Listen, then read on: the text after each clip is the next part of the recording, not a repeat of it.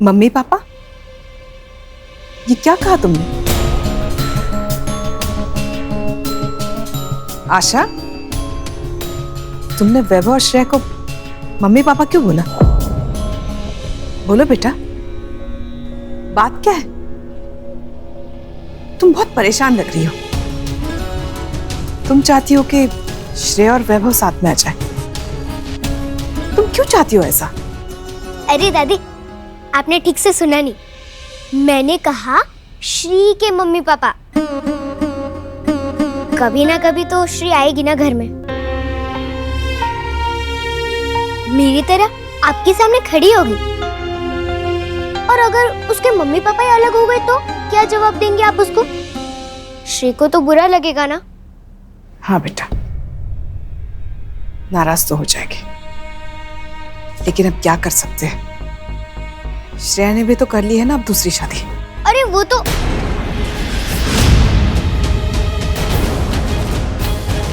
और एक बात का स्मरण रहे, नियति के निर्णय में स्वयं भगवान भी हस्तक्षेप नहीं कर सकते। जब उचित समय आएगा तब उन्हें स्वयं ही ज्ञात हो जाएगा। ओफो, दादी को सच भी नहीं बता सकती कि मम्मी ने दूसरी शादी नहीं की है। सबसे पहले तो ये गलत फहमी दूर करनी पड़ेगी, तभी कुछ हो सकता है। यार आनंद, मैं इतना सारा पैसा कहाँ से लेके आऊं? मेरी एब्सेंस में रेस्टोरेंट में एक दिन पुराना खाना खा के वो बीमार पड़े, इसमें मेरी क्या गलती? मैं क्यों कॉम्पनसेट करूं उसके लिए? अब 15 लाख रुपए क्या छोटा अमाउंट होता है? नहीं वैभव, पैसे तो देने पड़ेंगे तुझको, वरना बड़ी मुश्किल पड़ेगा। तो बता रहा हूं मैं। अरे यार, समझ क्यों नहीं रहा है? मैं कहाँ, हेलो, कहाँ फंस गया यार मैं?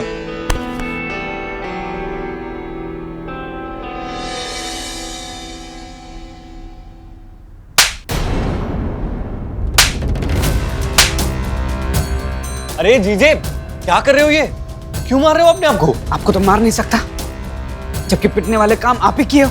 क्या मतलब, क्या बोल रहे हो? क्या किया है मैंने? क्या किया? अरे कहावत है, आप बैल मुझे मार, लेकिन आपने तो उसको भी पीछे छोड़ दिया। आप बैल मुझसे शादी कर ले, ये बोल दिया। उस सुर्पनखा से रिश्तेदारी करने जा रहे हो? दिमाग खराब है आपका। मुझे तो ये भी समझ में नहीं आ रहा कि जब दिल में श्रेया जी हैं तो दिमाग पे ईशा का भूत कहां से सवार हो गया? ऐसा नहीं है जीजे, ना श्रेया मेरे दिल में है और ना ही लाइफ में। उसका चैप्टर क्लोज हो चुका है, शी इज गॉन। वाह, जब चैप्टर क्लोज हो गया तो श्रेया जी को देखते ही हृदय परिवर्तन कैसे हो गया? जिस ईशा से आप 7 साल से भाग रहे हो, उससे शादी नहीं करना चाह रहे हो, उससे शादी करने के लिए एक पैर पे खड़े हो।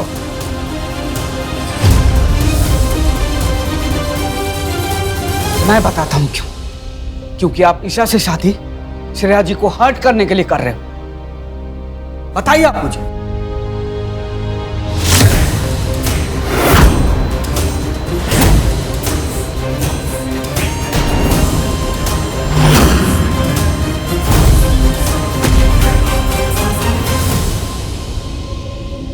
ईशा, फैला दिया ना रायता आपने जीजे। ईशा, ईशा, अरे रायता तो फैल चुका है। ईशा से शादी। ईशा, ईशा रुको, ईशा रुको, तुम क्या कह रहे हैं तुम्हें? अब क्या बोलना है वैभव? जो सुनना था मैंने अंदर सुन लिया ना। यार ईशा, कहाँ तुम जीजे की बात में आ गई? उनकी बात को क्यों सीरियसली ले रही हो? वो कुछ भी बोल देते हैं यार, प्लीज अपसेट मत हो। अपसेट ना हो वैभव, मैंने यहाँ पे शादी की सारी तैयारियां शुरू कर दी, सब कुछ रेडी है। और तुम अब तक श्योर नहीं हो? And you still have feelings for Shreya?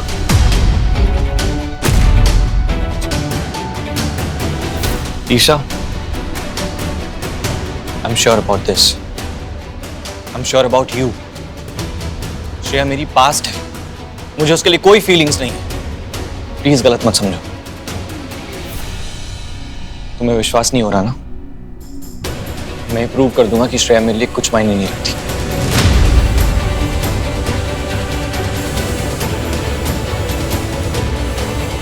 और मुझे उसके लिए कोई फीलिंग्स नहीं।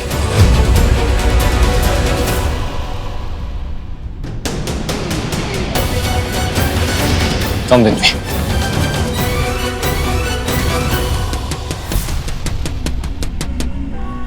क्या दादी, रोज रोज इस दरवाजे के सामने आके खड़ी हो जाती हैं आप? क्यों? इस उम्मीद में कि एक दिन ये दरवाजा जरूर खोलेंगे। नहीं खोलेंगे। आप समझ क्यों नहीं रही है कि वो आपसे गुस्सा है, बहुत ज्यादा। आपने अपनी लक्ष्मी माँ की वजह से सब कुछ खो दिया है। उनका घर चला गया, उनके बच्चे अलग हो गए। उनकी यह हालत सिर्फ आपकी वजह से हुई है। आप यहाँ बाहर रोती रहती हैं और वहाँ वो अंदर मजे से रहते हैं। उनको तो आपकी सूरत भी नहीं देखनी पड़ती। आपने उन्हें दुख के अलावा दिया ही क्या है?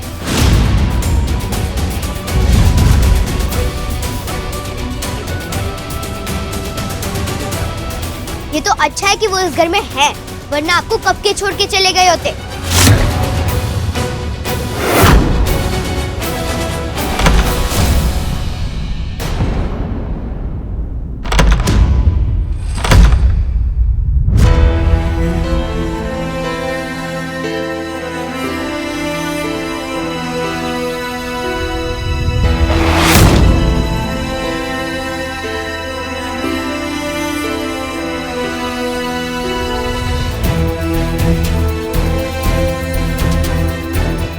बदतमीज लड़की, जब से सुन रहा हूं, कब से बोले जा रही हो सविता के बारे में, जो मन में आया बोले जा रही हो।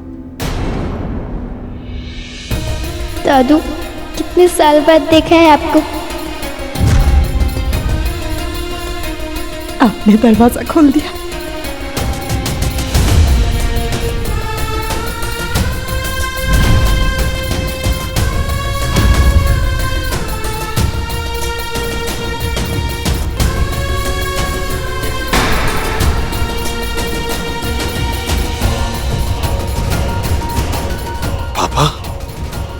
क्या जानती हो तुम इस परिवार के बारे में, सविता के बारे में? क्या कुछ नहीं किया उसने इस परिवार के लिए? खबरदार जो उसके बारे में कुछ बोला तो। नानी, ये दाढ़ी वाले अंकल कौन है? कोई नहीं बेटा, कोई नहीं। भालू है, भालू, जंगल से आया है।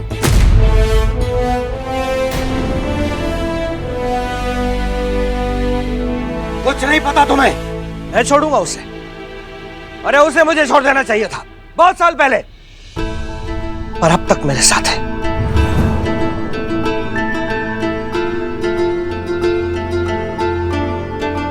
मेरे ऐसे बुरे वक्त में भी मेरे साथ खड़ी है। मैंने आज तक उसे कुछ नहीं दिया, कोई खुशी नहीं दी, ना इस घर के लिए, ना परिवार के लिए, ना सविता के लिए, लेकिन आज भी वो मेरे साथ खड़ी है।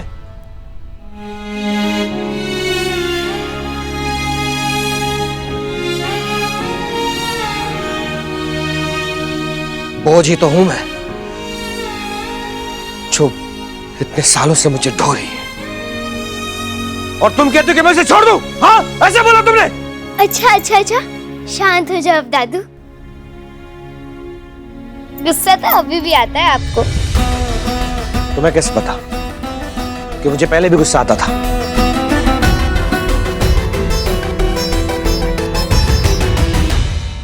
गुस्सा तो अभी भी आता है आपको। तुम्हें कैसे पता कि मुझे पहले भी गुस्सा आता था? वो दादी के मुंह से सुना था। ये सब कड़वी कड़वी बातें मैं नहीं, सब मोहल्ले वाले कहते हैं। सॉरी, आपको बुरा लगा हो तो। ये दरवाजा तो बंद था, पर लगता है दादी के लिए आपके दिल का दरवाजा अभी भी खुला है। हाँ, बस बस। और ये क्या लगा के रखा है? दादू दादी ये सब क्या है? अरे हाँ, देखो तो, मैं अपना इंट्रोडक्शन देना ही भूल गई। मैं आशा, आपके घर में। एक मिनट। हाँ, इनका नहीं, मेरा घर, मेरे घर में। हाँ हाँ आंटी, आपका घर, ठीक है। हाँ, तो ये जो दयालु कृपालु मेनका आंटी है ना, वो मुझे अपने साथ लेके आई थी। अब मैं यहीं रहती हूँ और मैं दादी को प्यार से दादी बुलाती हूँ। तो वो मेरी दादी है, तो आप मेरे दादू हुए ना। हाँ, बस बस। कितना पटर पटर करती हो लड़की। दादू, आपने दरवाजा तो खोला पर चौखट पार नहीं की। देखना, बहुत जल्द आप इस चौखट को भी पार करेंगे और तब तक ये दरवाजा खुला ही रहेगा।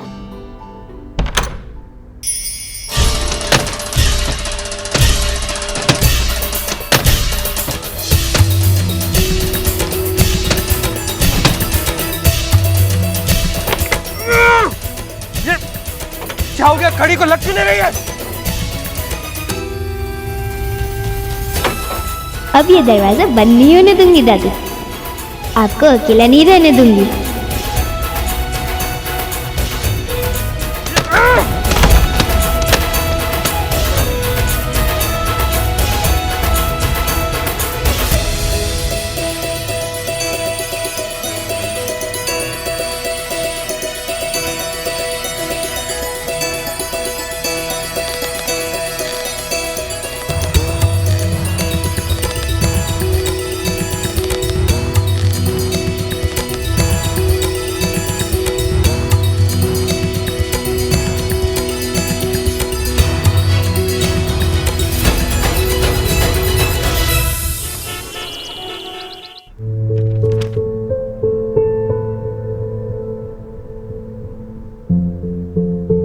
जब से वैभव ने ईशा को प्रपोज किया तुम्हारे चेहरे के 12 बजे हुए।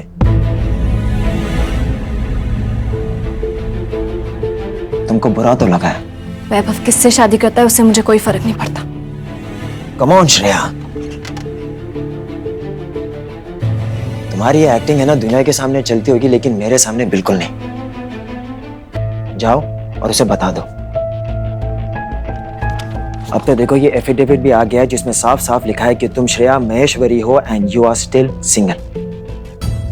बता दो ना उसे सब कुछ सच कि हमारे बीच में ऐसा कुछ नहीं है। तुम और वैभव एक दूसरे को आज भी लाइक करते हो, तो फिर क्यों सफर कर रही है? तुम भी और वो भी। No Abhiraj, you're wrong। मुझे कोई फीलिंग्स नहीं है वैभव के लिए।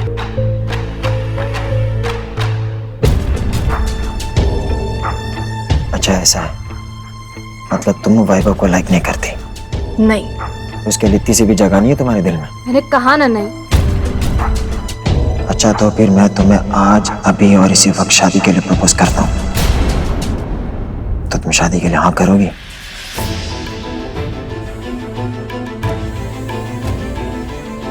जाने दो अभिराज।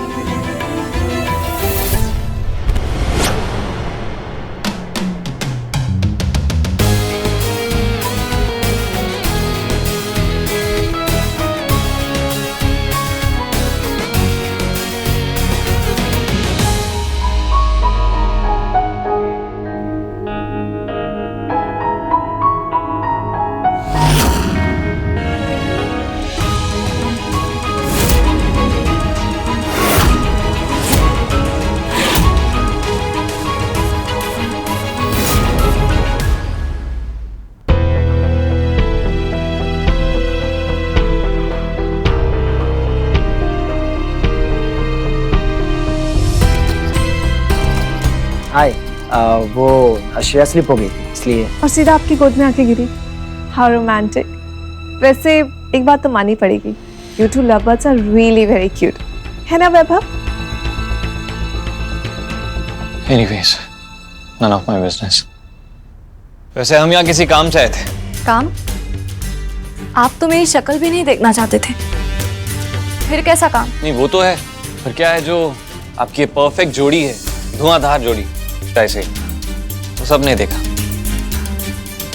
तो हमने सोचा कि मेरी और ईशा की शादी का कॉन्ट्रैक्ट भी आप ही को दिया जाए।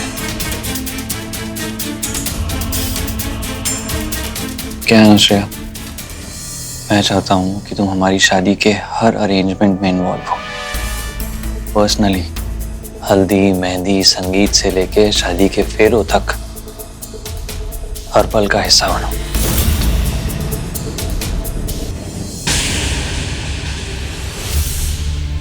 अगर मुझे और ईशा को साथ में नहीं देख सकती तो यू कैन बैक आउट। तो फिर बताओ, बन पाओगी मेरी और ईशा की शादी की वेडिंग प्लानर? यासु, जो तुम बाहर ही हो, जो लोग चले गए उनके लिए बहाकर कोई फायदा नहीं है। दूसरों ने अपना रास्ता चुन लिया है, पर अब तुम्हें अपना रास्ता चुनना होगा। मैंने बोला था ना ईशा, मुझे फर्क नहीं पड़ता, और शायद श्रेया को पड़ता है। एक्सक्यूज मी मिस्टर वैभव तोषनीवाल, आप ना मुझे पहले समझते थे और ना अब, तो प्लीज कोशिश भी मत कीजिए।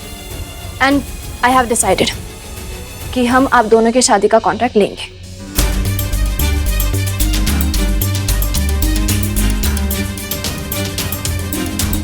पर श्रेया तुम क्यों अभिराज, क्यों ना ले इनके शादी का कॉन्ट्रैक्ट? हम बिजनेस चलाते हैं और इतनी अच्छी अपॉर्चुनिटी हाथ से जाने कैसे दे सकते हैं? Vaibhav Toshniwal is just another client और कुछ नहीं। मैं उनमें से नहीं हूं जो अपनी पास में उलझी रहे। I moved on. पीछे के लोग, यादें सब पीछे छोड़ दिया है मैंने।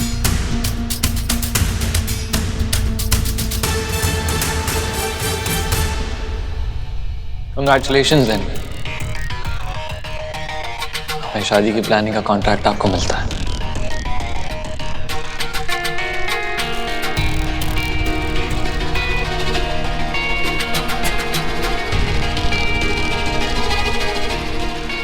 अभिराज, इन्हें एक बार शादी के पैकेजेस जरूर बता देना, देख तो ले ये हमें अफोर्ड कर भी सकते या नहीं। श्रेया, मैं ये तो अफोर्ड कर लूंगा, पर कहीं ये कॉन्ट्रैक्ट तुम्हारे लिए महंगा ना पड़ जाए।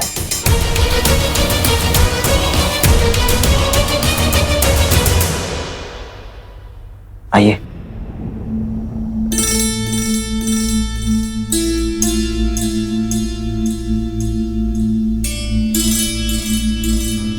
वाह, मानना पड़ेगा, गट्स है तुमने। अपने ही एक्स हस्बैंड की वेडिंग को प्लान करोगे तुम। सच कहूं तो मुझे लगा नहीं था कि तुम ये शादी का कॉन्ट्रैक्ट एक्सेप्ट करोगी।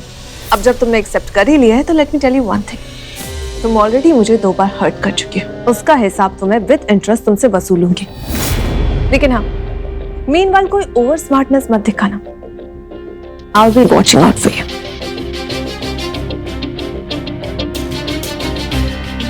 जाइए, जाके अपनी शादी के पैकेजेस सेलेक्ट कर लीजिए। तुम्हारा क्यूटी पाई, सोना, बेबी तुम्हारा वेट कर रहा होगा।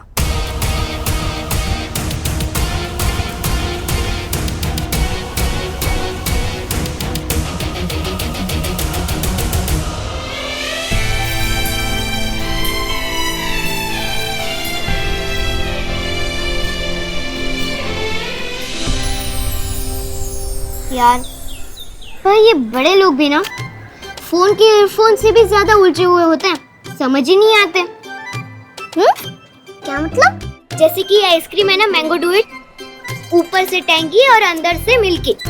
ऐसे ही सेम बड़े लोग होते हैं, अंदर से कुछ और बाहर से कुछ और। जो दिल में होता है वो सीधा सीधा भूल क्यों नहीं देता? एक छोटे से बच्चे को परेशान करके रखा है। दीदी, तुमने फिर से नौजी को ऐसे किया? टेंशन में हो क्या दीदी? तुम तो पूछो ही मत भाई, तुम्हारी दीदी को बड़े बड़े टेंशन रहते हैं। इधर आना। क्या हुआ दादी? सच सच बताओ, कौन हो तुम?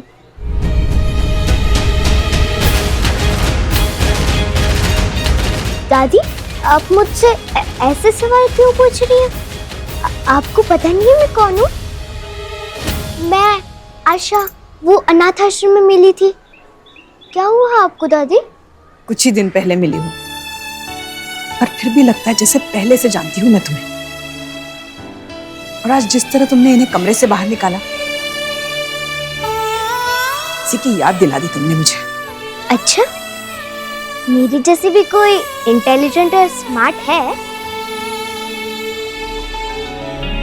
मैंने बताया था ना आपको कल, डॉक्टर ने क्या कहा है, या तो आप उनकी बताई डाइट फॉलो कर लीजिए, या तो अगर आपको अपने मन का खाना हो तो फिर उसके बाद दवाइयाँ तो खानी पड़ेगी।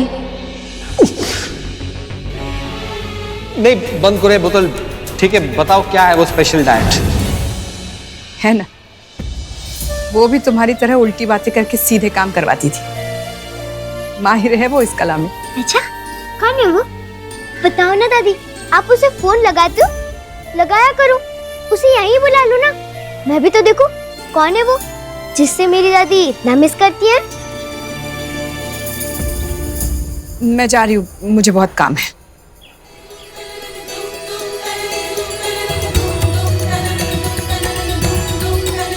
आज तो दादी को शक होने ही वाला था। बाल बाल बची है दूसरी।